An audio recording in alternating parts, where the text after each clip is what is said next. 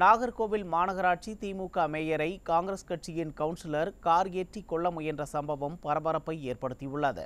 கன்னியாகுமரி மாவட்டம் நாகர்கோவில் மாநகராட்சி மேயராக பணியாற்றி வரும் திமுக பிரமுகர் மகேஷ் நேற்று முன்தினம் இரவு நாகர்கோவிலில் அமைந்துள்ள மாவட்ட ஆட்சியர் அலுவலகத்திற்கு அருகாமையில் தனது வாகனத்தில் நின்று கொண்டிருந்தார்.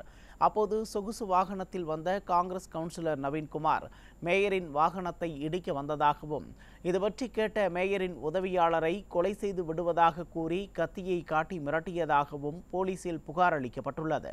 இதன் பேரில் வழக்கு பதிவு செய்த போலீசார் தலைமறைவாகிவிட்ட நவீன்குமாரை தேடி வருகின்றனர். இல்ல